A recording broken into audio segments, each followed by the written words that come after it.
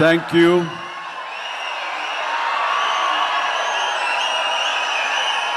దూర ప్రాంతాల నుంచి, ఇక్కడ ఈ సిటీ నుంచి, చుట్టుపక్కల నుంచి, 2 రాష్ట్రాల్లోనే కాకుండా ఇతర రాష్ట్రాల నుంచి కూడా వచ్చేటువంటి ప్రతి ఒక్కరికి, మా మెగా ఫ్యాన్స్ అందరికీ హృదయపూర్వక నమస్కారం. అలాగే మీకు నూతన సంవత్సర శుభాకాంక్షలు, అలాగే ముందస్తుగా సంక్రాంతి శుభాకాంక్షలు.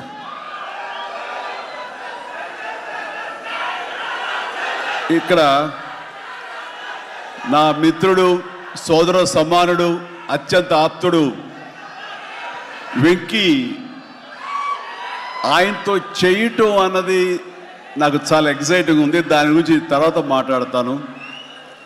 ముందుగా ఏంది వెంకీ సంగతి అంటే అదిరిపోద్ది సంక్రాంతి అని. ఏంది బాసు సంగతి అంటే మనదే కదా సంక్రాంతి అని, ఎరగదిద్దాం సంక్రాంతి అని అంటాం. ఇక్కడ ఈ సందర్భంగా ప్రత్యేకించి మనదే కదా సంక్రాంతి, ఎరగదిద్దాం సంక్రాంతి అనేది కేవలం మన శంకర వరప్రసాద్ గారిదే కాదు. ఈ సంక్రాంతి మొత్తం మన తెలుగు పరిశ్రమది అవ్వాలని మనస్ఫూర్తిగా కోరుకుంటున్నాను. అందరికీ డార్లింగ్, ఇందా మన అనిల్ చెప్పినా, ఎవరు చెప్పినా, ప్రభాస్ రాజా సాబ్ కానీ, అన్నయ్య అంటూ ఆప్యాయంగా పిలిచే నా తమ్ముడు రవితేజ సినిమా కానీ, అలాగే మా ఇంట్లో సరదాగా తిరుగుతూ చిన్నప్పటి నుంచి పెరిగినటువంటి శర్వానంద్, నారే నారే నడుమ మురారి కానీ, నాకు గురువుగా నన్ను భావిస్తూ నా శిష్యుడిగా ఉన్న నవీన్ పోలిశెట్టి, వీళ్ళందరి సినిమాలు కూడాను ఈ సంక్రాంతికి సూపర్ హిట్ అవ్వాలని, తద్వారా వాళ్ళకి విజయం లభించడమే కాదు, తెలుగు సినిమా పరిశ్రమకు, నిర్మాతలకు, బయ్యర్లకి, వీళ్ళందరూ కూడా సుభిక్షంగా ఉన్నప్పుడే అదే నిజమైన సంక్రాంతి. ఆ సంక్రాంతి కావాలని కోరుకుంటున్నాం, జరుగుతుందని ఆశాభావన వ్యక్తం చేస్తారు. అది మీరు ఇచ్చి తీరుతారన్నటువంటి ప్రగాఢ నమ్మకం అయితే నాకు ఉన్నది. ఈ 2026 సంక్రాంతి తెలుగు పరిశ్రమ మర్చిపోకూడదు. అలాంటి సంక్రాంతి మీరు మాకు ఇవ్వాలి. ఎందుకంటే ఇక్కడ ప్రతి cinema comedy genre, family genre తోటి, ఎంటర్టైన్మెంట్ జోనర్ తోటి పర్ఫెక్ట్ సంక్రాంతికి వచ్చే సినిమాలు ఇవన్నీ, సంక్రాంతికి నచ్చే సినిమాలు ఇవన్నీ. కాబట్టి ఈ సంక్రాంతి అన్ని సినిమాలు బాగా ఆడతాయి అనుకుంటున్నాను. ఆడేలా చేసే బాధ్యత మీది.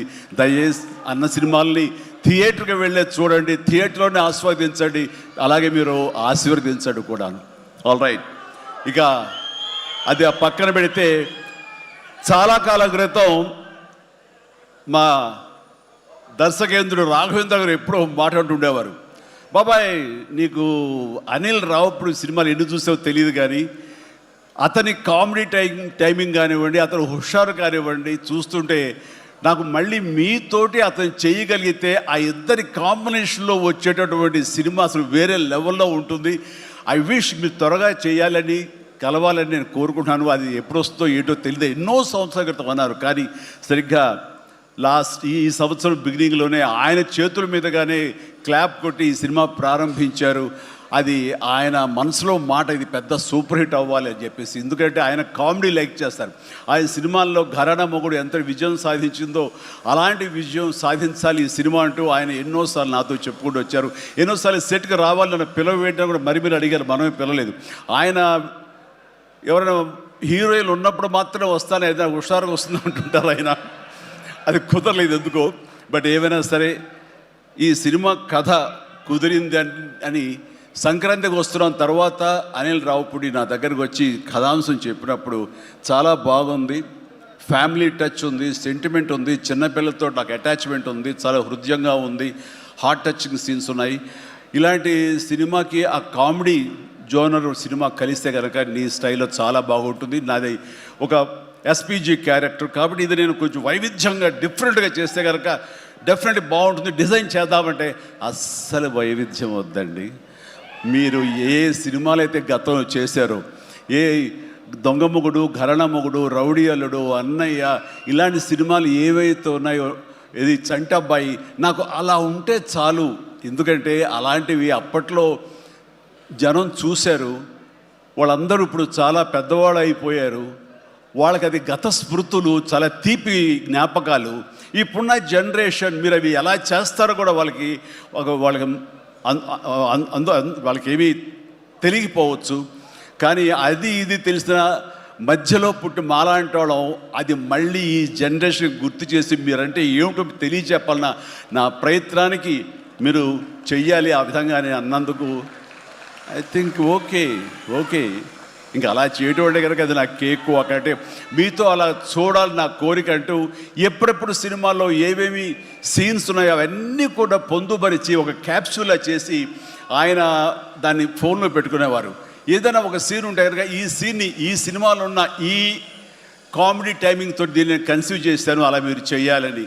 అండ్ ఈ సీను ఈ సినిమాలో ఫలానా సినిమాలో ఘరణ మొగుడులాగా ఇలాగా వైఫ్ తోటి మీరు కన్సీవ్ చేసి అలా చేయాలంటూ చాలా చక్కటి హోంవర్క్ చేసుకుని నా బాడీకి నాకు ఏది కంఫర్టబుల్లో ఆ విధంగా తను ఆ సీన్స్ని కన్సీవ్ చేసుకుంటూ చాలా చాలా సరదాగా చేసుకుంటూ వచ్చాం. ఈ సినిమాలో నవీన్ మన అనిల్తో చేయటం అనేది నాకు ఒక చక్కటి ఎక్స్పీరియన్స్. అంటే ఈ ఎక్స్పీరియన్స్ ఎలాంటిది అంటే సినిమా షూటింగ్ అయిపోయిన ఆఖరి రోజున చాలా ఎమోషనల్గా ఫీల్ అయ్యాను నేను. ఎందుకంటే ఏదైనా ఒక సినిమా అయ్యిందంటే అబ్బా చాలరా అయిపోయింది, ఇంక చాలు, గుమ్మడిగా కొట్టేస్తారు, ఇంక మనం వేరే సినిమా షిఫ్ట్ అయిపోవచ్చు అన్న ఆ మూడ్లో ఉంటాం. కానీ సినిమా అయ్యే రోజున ఆఖరి రోజు అయితే కనుక నేను ఈ కాలేజీ వదిలేసి వెళ్ళిపోయి ఆఖరికి చూడండి ఫేర్వెల్ పార్టీ అప్పుడు అందరూ ఒకళ్ళొకరు ఎమోషనల్గా ఉంటారు.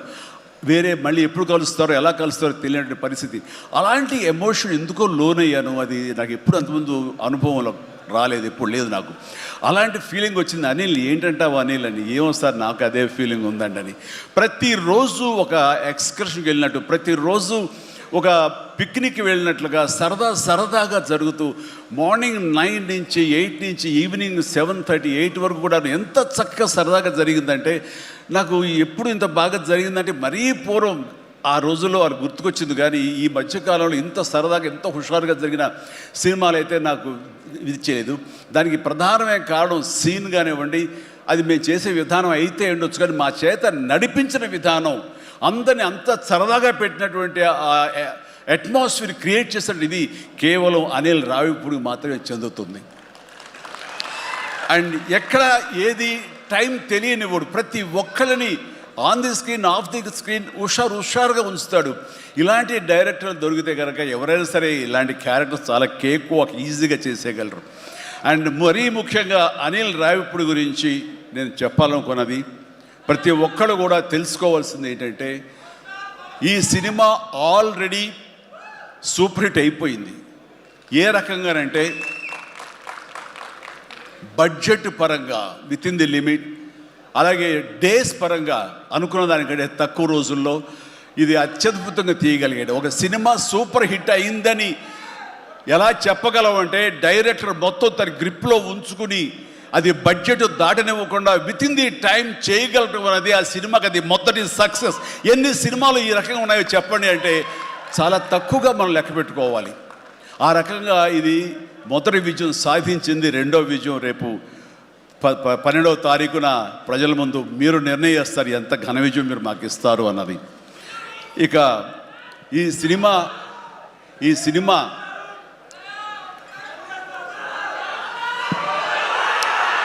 ఓకే, ఇక ఈ సినిమాలో నేను నెక్స్ట్ చెప్పుకోదగిన వ్యక్తి వెంకటేష్, నా బ్రదర్. ఎప్పుడు కలుసుకున్నా సరే చాలా సరదాగా మాట్లాడుకుంటాం.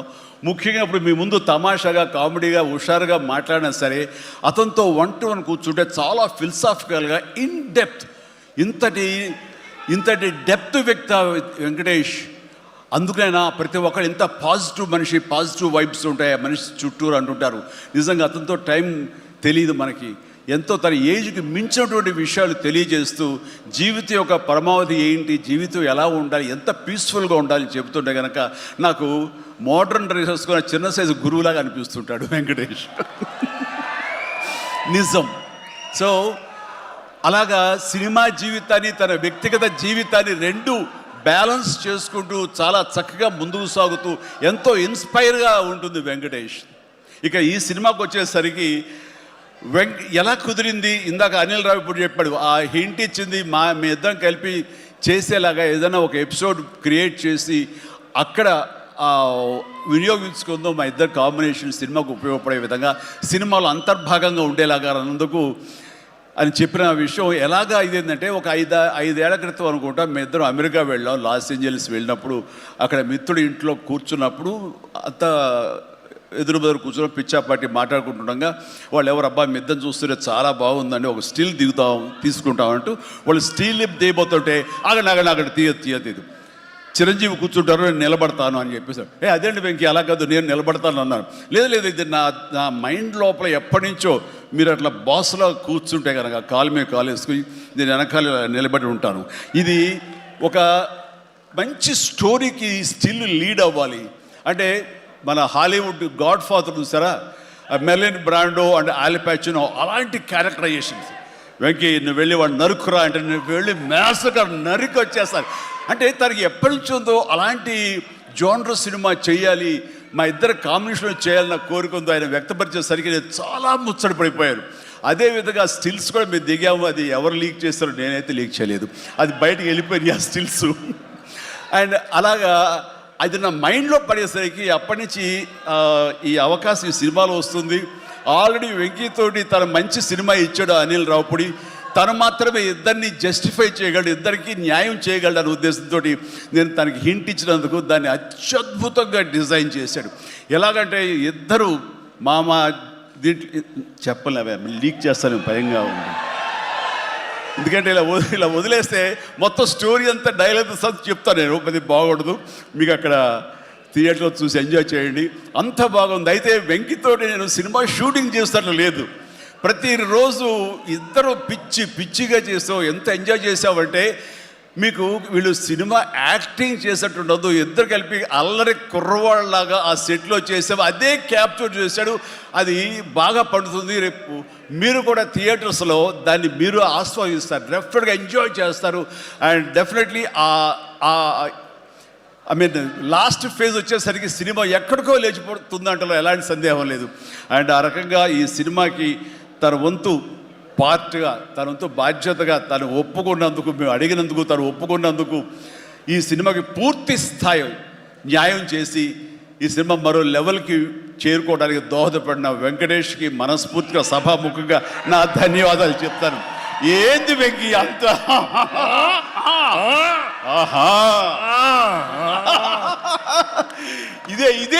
ఇదే సరదా. అండ్ నేను చాలా చెప్పను, కానీ సినిమా చూస్తే కనుక నేను ఎంత చెప్పినా సరే తక్కువే అవుతుంది, మీరు ఎంత ఊహించుకున్నా సరే అది తక్కువే అవుతుంది. సినిమా చూడండి, మేము చేసినటువంటి 18 రోజులు అనుకుంటా చేశారు వెంకీ. ఈ 18 రోజుల్లో ఒక 7-8 రోజులు సీన్స్, ఒక 5 రోజులు 6 రోజులు సాంగ్, ఇంకా 2 days చిన్న ప్యాచ్ వర్క్. ఈ రోజుల్లో ప్రతిదీ ఎంత అంటే ఇంకా ఎంజాయ్ చేశారు, ఇది షూటింగ్ చేసినట్టు అనిపించట్లేదు. ప్రతి సినిమా ఇలాగే ఉంటే ఎంత బాగుంటుందా అని అనిపిస్తుంది నాకు. అందుకని మనస్ఫూర్తిగా సభాముఖంగా అందరి సమక్షంలో వెంకటేష్కి ఇది మన ఇద్దరి మధ్య ధన్యవాదాలు తెలియజేస్తూ, ఇది మచ్చు తురక. ఇందాక అనిల్ రావిపూడి అడిగినట్లుగా ఈ కాంబినేషన్ ఫుల్ ఫ్లెడ్జ్డ్గా ఎప్పుడు దొరుకుతుందంటే వెంకీ నేను రెడీ. అండ్ అనిల్ రావిపూడి ఎవరో ఎందుకు, ఈ అవకాశం నువ్వే తీసుకుని ఖచ్చితంగా నువ్వు స్టోరీ రాసుకో, మేము ఇద్దరం ఇదే ప్రాణం పెట్టి, ఇదే హుషారు పెట్టి, ఇదే గిలిగిద్దలతో మీకు సినిమా చేసి పెడతాం. కానివ్వండి, ఎప్పుడు వస్తుందో తెలియదు. తర్వాత అలాగే నయనతార ఈ సినిమాలో ఏం చేశాడో, ఎలా ఒప్పించాడో కానీ మన అనిల్ రావిపూడి. అంతకుముందు 2 సినిమాలు చేశాను, తెలుగు గాడ్ ఫాదర్ కానివ్వండి, లేకపోతే సైరా కానివ్వండి.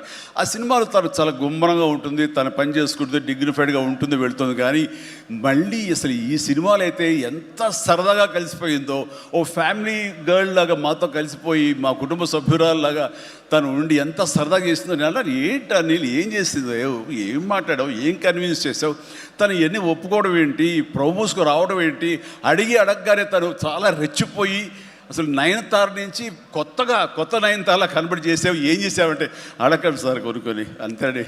అంటే నా ఉద్దేశం అటు ఇటు తిరిగేదిరా.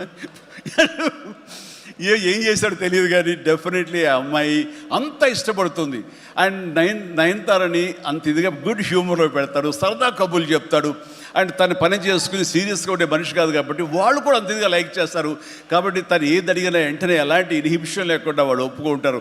అదే జరిగింది, అంత గుడ్ హ్యూమర్లో పెట్టాడు కాబట్టి ఈ సినిమాకి ఆ అమ్మాయి యాడెడ్ అట్రాక్షన్ అయ్యింది. నయనతార ఇందులో కనిపించిన తీరు కానీ, తను చేసిన విధానం కానీ, ఆ సోఫిస్టికేషన్ యాక్టింగ్ కానీ, భారీగా తను నటించి మెప్పించింది కానీ వావ్ బాగుంది. అంటే ఆ అమ్మాయే లేకపోయి ఉంటే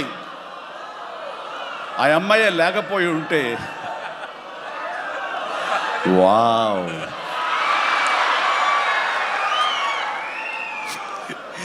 ఇది కూడా క్యాప్చర్ చేస్తాడు. ఈ వావ్ ఎక్కడొస్తో మీకు సినిమా చూస్తే తెలుస్తుంది. లీక్ చేసేసాను. All right. సో ఆ అమ్మాయి నయనతార తోటి అంత బాగా చేయించాడు. మీ పక్కన మీకు ఎదురు నిలబడి మిమ్మల్ని ఎదుర్కొని ఎవరైనా ఒకళ్ళు నిలబడాలంటే ఎంత అనుకుంటున్నా, ఎంత ఫ్రెష్గా ఉండాలనుకుంటున్నా, వేరే వాళ్ళు ఉండాలనుకుంటున్నా అసలు నాకు తొయ్యట్లేదు, నాకు తట్టట్లేదు, కన్విన్స్ కాలేకపోతాను. ఖచ్చితంగా నయనతార ఉండి తీరాల్సిందేనండి, ఎంతైనా సరే ఎలాగైనా సరే అన్నాడు. ఆ అమ్మాయిని తీసుకొచ్చారు, ఒప్పించారు. ఆ అమ్మాయి కూడా అంతా కోఆపరేట్ చేసింది. అండ్ నయనతార ఇవాళ రాలేని పరిస్థితిలో ఉంది కాబట్టి thank you Nayanthara, thank you so much. ఇక ఈ సినిమాలో సచిన్ కేల్కర్ క్యారెక్టర్ యాక్టర్గా, అండ్ నాతో పాటు నా టీంలో చేసినటువంటి హర్షవర్ధన్, అలాగే అభినవ్, ఇతర నటీనటులు, అండ్ క్యాథరిన్ కూడా మా టీంలో ఒక పార్ట్ లాగా ఉండి తను చేసి చాలా ఒక నిండుదనం, గ్లామర్ తీసుకొచ్చింది. ఆ అమ్మాయి కూడా అందరికీ ప్రతి ఒక్కరికి నా ముందస్తు శుభాకాంక్షలు తెలియజేస్తాను, అభినందనలు. ఇక ఈ సినిమాలో ప్రత్యేకంగా నేను చెప్పాల్సిన టెక్నీషియన్స్గా వస్తే, భీమ్స్ అత్యద్భుతమైన మ్యూజిక్ ఇచ్చాడు, వెరీ ఆర్గానిక్ మ్యూజిక్. కేవలం డ్రమ్స్తోటో కీబోర్డులతోటో వాటితోటో దడదడదడలాడించకుండా చాలా శ్రావ్యంగా లిరిక్స్ మాత్రం వినిపించేలాగా ఒకనాటి విజయ సంస్థ వారి సినిమాలు ఉండేవి. అంతా హాయిగా హృద్యంగా ఒక గోదావరి పడవ ప్రయాణంలాగా ఉండేలాగా ఇచ్చాడు. అందుకని మీసాల పిల్లలో ఎలాంటి హడావుడి, ఎలాంటి మ్యూజిక్ గోళ ఏమి ఉండదు. కానీ ఆ ఇచ్చినటువంటి ఆ మ్యూజిక్, ఆ పాటకి లిరిక్స్ అర్థమయ్యేలాగా వినిపించి అందరూ చాలా ఆ శ్రావ్యాన్ని అందరూ ఆస్వాదించారు. కాబట్టి అది అంత పెద్ద మిలియన్స్ని, మోర్ దెన్ 100 మిలియన్స్ దాటి హిట్ ఇచ్చింది. అలాగే తర్వాత వచ్చిన సాంగ్ కానీ, ఇలా సాంగ్స్లో లిరిక్స్కి ఇచ్చే ఇంపార్టెన్స్ కానీ, ఆ ట్యూన్స్ కానీ ఇవ్వండి అన్నీ ఇస్తూ, ఇంతవరకు నేను ఎప్పుడు చెయ్యనిది, ఇంతవరకు ఆ స్టైల్కి నేను పోనిది ఏదైనా ఉందంటే కానీ ర్యాప్ సాంగ్, ఇందాక చూసిన సాంగ్ హుక్ స్టెప్ దాన్ని కంపోజ్ చేసినప్పుడు నాకు అనిపించింది, ఇది కొత్తగా అనిపించింది, చాలా బాగుందని. అండ్ ఇప్పుడున్నటువంటి ఈ థియేటర్ పల్స్ చూస్తుంటే ఈ సినిమా ఆ సాంగ్ మాత్రం ఐ థింక్ టోటల్గా హైలైట్ అయిపోతే రేపు థియేటర్లో అనుకుంటున్నాను. అది వెరీ గుడ్. ఎందుకంటే ఆ సాంగ్ విన్న తర్వాత, ఆ సాంగ్ వింటుండగా ఎదురుగా ఉన్న వెంకటేష్ ఆపుకోలేక డ్యాన్స్ చేశారంటే అదే చాలు. ఇక ప్రతి ఒక్కడు అదే స్ఫూర్తితోటి ప్రతి ఈ సినిమాని, ఈ సాంగ్ని ఆస్వాదిస్తారు. అలాగా సాంగ్స్గా అన్నీ అత్యద్భుతంగా ఇచ్చినటువంటి మన భీమ్స్కి ప్రత్యేకించి, ఆ తర్వాత ప్రతి ఒక్కరు చిరంజీవి ఇంత గ్లామర్గా ఉన్నాడు, చిరంజీవి ఇంత ట్రిమ్గా ఉన్నాడు, ఇంత ఇదిగా ఉన్నాడు, ఎలా తగ్గాడు. నా వ్యక్తిగతంగా నేను చేసిన ప్రయత్నాలు పక్కన పెడితే తెర మీద అంత బాగా కనపడడానికి ప్రత్యేకించి మా డిఓపి, మా కెమెరామెన్ మన సమీర్ రెడ్డి చాలా చాలా బాగా చేశాడు. అండ్ సమీర్ రెడ్డితో వచ్చిన ఒక్క చిన్న గొడవ ఏంటంటేనండి, ఒక నిమిషం గ్యాప్ ఇవ్వడు. కూర్చుని కాఫీ తాగుతాం కదా అని ఇచ్చేలోగా మళ్ళీ షార్ట్ రెడీ అంటాడు. ఇంక అతనితోటి బహుశా అలా గనక అందరూ ఉండగలిగితే సినిమాలు 100 రోజులు దాటకుండానే ఫినిష్ చేయొచ్చు. అంతటి ఫాస్టెస్ట్ కెమెరామెన్ మా శరత్. అతను ఉన్నాడు కాబట్టి ఈ సినిమా 80-85 రోజుల్లో ఫినిష్ అయ్యింది. కాబట్టి ఆ credit goes to Sameer Reddy. ఇంత ఫాస్ట్గా అయినందుకు, విత్ ఇన్ ద బడ్జెట్ అయినందుకు, ఖర్చు కూడా చాలా తక్కువ. ఇలాంటి కెమెరామెన్ను మిగతా అందరూ ఉండగలిగితే కనుక చాలామంది ప్రొడ్యూసర్స్కి ఖర్చు తగ్గుతుంది. అండ్ అట్లాగే ఇక సమీర్, థ్యాంక్ యూ సమీర్. అందరూ బయట పొగుడుతుంటే కనుక నేను మనసులో నిన్ను పొగుడుకున్నాను. కాబట్టి థ్యాంక్ యూ సో మచ్ ఇంత గ్లామర్గా చూపించినందుకు. ఇక ప్రకాష్, మా ప్రొడక్షన్ డిజైనర్ ప్రకాష్ చాలా చక్కగా చూపించాడు. అండ్ తమ్మిరాజు గారు, అలాగే వీళ్ళన్నీ ఒక పక్కన ఉంటే కనుక అహర్నిశలు అంటే డే 1 నుంచి ఈవెల్ట్ వరకు కూడాను మన అనిల్ రావుపూడి స్టోరీ టీమ్, సాయి, నారాయణ, ఇంకా రాజేష్, ఇలాగ వీళ్ళందరూ ఉన్నారు. వాళ్ళ పేరు పేరున నేను వాళ్ళు పడ్డ కష్టాన్ని కానీ వాళ్ళు తీసుకున్న శ్రద్ధాశక్తులు కానీ హృదయపూర్వకమైన నాకు సంతోషాన్ని, అభినందనలు, ధన్యవాదాలను తెలియజేస్తాను. వాళ్ళు అంత ఇదిగా ఉన్నారు. ఇక్కడ అనిల్ రావుపూడి గురించి ఇంకొక విషయం నేను చెప్పాలండి. ఏంటంటే అందరం సినిమా తీస్తూ ప్రేమించాలి. సినిమాని ప్రేమిస్తేనే మన యొక్క ఎఫర్ట్స్ తోటే సినిమాని ఆద్యంతం చాలా అద్భుతంగా తీయగలం మనం. అయితే సినిమా తీస్తున్నంతసేపు ఎంత ప్రేమిస్తాడో, ఎంత ఇష్టపడతాడో, ఎంత ఎంజాయ్ చేస్తాడో, అంత బాగా మన నుంచి యాక్టింగ్ రాబడతాడో, అంతకంత సినిమా పూర్తయిన తర్వాత కేవలం దానికి బాగుందా లేదా అని మళ్ళీ ఒకసారి తనుగా సమీక్షించుకున్నప్పుడు ప్రతిపక్ష నేత అయిపోతాడు. ఎదురు వెళ్ళిపోయి ఈ సినిమా ఎందుకు చూడాలి, ఈ సీన్ ఎందుకు వాళ్ళు ఎంజాయ్ చేయాలి, ఈ సీన్ ఎందుకు ఇంత లెంగ్త్ అవసరమా అని దాన్ని ఏమాత్రం ప్రేమించకుండా చాలా కఠినంగా ఎక్కడ లెంగ్త్లు ఎక్కువైనా సరే అన్నీ కూడా తీసేసి దాన్ని క్రిస్ప్ చేయడానికి కానీ ఆ సినిమా ఎంతవరకు అలరిస్తుందో అలరించేందుకు కానీ అన్ని రకాల ప్రయత్నాలు చేస్తాను. నాకు నచ్చింది అది. ఎందుకంటే నిన్న మొన్న వచ్చి ఒక మెయిన్ ఎపిసోడ్ ఏదో లేపేసావు, లేదు లేపేసావని అడిగాను. లేదు, అది కథకి అడ్డొస్తుంది, స్టోరీ నెరేషన్కి అది అడ్డుపడుతుంది కాబట్టి తీసేసారన్నాడు. అలా తీయాలంటే గట్స్ కావాలి. ఎంత కొంత అన్ని రోజులు ఎఫర్ట్ చేసాము, అది అవసరమా, అది వాళ్ళు తీసేసి ఏమనుకుంటా ఎలాంటి ఇది లేకుండా ఖచ్చితంగా నిష్కర్షగా దాన్ని తీసి అవతల పడేసాడు. దానివల్ల సినిమా పేస్ పెరిగిపోతుంది, సినిమా పరిగెడుతుంది, అండ్ ఎక్కడ ఆగట్లేదు, ఆలోచింప చేసుకునే విధంగా ఉండదు, ఎంజాయ్ చేయడం తప్ప. ఆ రకంగా సినిమాని ఎంత ప్రేమించి చేస్తామో ఆ తర్వాత అది ఫైనల్ వెర్షన్ బిఫోర్ ఆడియన్స్ దగ్గర వెళ్ళేటప్పుడు మనమే దాన్ని క్రిటిసైజ్ లాగా, క్రిటిక్ లాగా దాన్ని మనమే ప్రతిపక్ష హోదాలో ఉండి దాన్ని అన్ని రకాలుగా ట్రిమ్ చేసుకోగలిగితే అన్ని సినిమాలు చాలా బాగుంటాయని అనుకుంటున్నాను. అండ్ ఈ సందర్భంగా ఇంకా ఏమి లేదు, last but not least producers Sahu Garapati చిన్నవాడైనా సరే చాలా గుంభరంగా ఉంటాడు. ఎంతసేపటికి ఆ వర్క్ మీద తన ఇన్పుట్స్ ఏమి ఇవ్వాలనే దాని మీద ఆ ప్రయత్నాలు చేసుకుంటూ చాలా క్వైట్గా ఉంటాడు. ఎక్కడ కూడా ఏ రోజు కూడా ఏంటిది జాప్యం ఏంటి, లేట్ ఏంటి అనేది ఏమి లేకుండా అంత కంఫర్టబుల్గా మా అందరికీ ఏర్పాటు చేశారు. దానికి ఆయన ఎఫర్ట్స్ కానీ ఆయనకున్న ఆ లిటిల్ ఎక్స్పీరియన్స్లో తనకు ఉన్నదానికి దీనికి మనస్ఫూర్తిగా సాహు ప్రత్యేకించి నా హృదయపూర్వక ధన్యవాదాలు. మంచి ప్రొడ్యూసర్ని నాకు అందించినందుకు మీకు నా ధన్యవాదాలు తెలియజేస్తాను. అండ్ అలాగే ఇంకా నా బిడ్డ సుష్మిత, తను ఈ సినిమా నేను చెయ్యాలి, ఈ పరిశ్రమ రావాలి అనుకున్నప్పుడు ఈ పరిశ్రమ ఖచ్చితంగా ఆదరిస్తుంది అని అనుకున్నప్పుడు ఒకటి మీరు కష్టపడి పనిచేస్తే కనుక ఇక్కడ రిజల్ట్ బాగుంటుంది, ఇక్కడ ఖచ్చితంగా మీకు ఆదరణ లభిస్తుంది, మీరు సక్సెస్ అవుతారని చెప్పినప్పుడు కష్టం అనేది నేను చిన్నప్పుడు ఇంట్లో చూశాను. అలాంటి నేను కష్టపడడానికి ఏమాత్రం నెరవను, ఏమాత్రం బెదరను, ఖచ్చితంగా చేస్తానంటూ ఈ సినిమా తనతోటి చెయ్యమ్మా, ఇద్దరు కలిపి చాలా మంచి కాంబినేషన్ అవుతుంది అనుకున్నప్పుడు ఆ సాహు గారు తను బెస్ట్ కాంబినేషన్లో ఈ సినిమాని చేసి ఈ సినిమాలో ఒకసారి అయ్యో ఎందుకు ఇంత కష్టపడుతుంది, ఇంత కష్టం అవసరమా నాకు అనిపిస్తుంది తండ్రిగా. కానీ ఒక బిడ్డగా కేవలం ప్రొడ్యూసర్గా నేను మా నాన్నని, మా హీరోని నేను ఇంప్రెస్ చేయాలి, ఆయన ద బెస్ట్ నేను ఇవ్వాలి ఈ సినిమా అంటూ తను కూడా ఈ సినిమాలో ఒక మామూలు టెక్నీషియన్ లాగా, ఒక మామూలు ప్రొడ్యూసర్ లాగా తనంత కష్టపడి చేసింది. నేను ఒకటే సంతోషిస్తాను, తనకు అన్ని విధాలుగా అన్ని కంఫర్ట్స్ ఉన్నాయి, అన్ని రకాలుగాను తను ఈ సినిమాలు చేయాల్సిన అవసరం లేదు. తన ఫ్యామిలీని చూసుకుంటుంటే కనుక గడిచిపోతుంది ఈ జీవితం అంతా. కానీ అలా కాదు, నేనేదో సాధించాలి, నువ్వు సాధించి చూపించావు, లైఫ్లో ఎంతోమంది మార్గదర్శకంగా ఉన్నావు, అలాంటి నిన్ను ఆదర్శంగా తీసుకుని మేము ప్రూవ్ చేయాలి అనే దాంట్లో ఉంది. అండ్ అలా చేస్తూ ఈ రోజున ఈ సినిమా డెఫినెట్లీ హిట్ అవుతుంది. ఇలాంటి గర్వకారణమైన సినిమాని తండ్రిగా నాకు గిఫ్ట్ ఇచ్చినట్టుగా తను భావిస్తుంది, ఆ సంతోషం తను పొందుతున్నానని తెలుసు.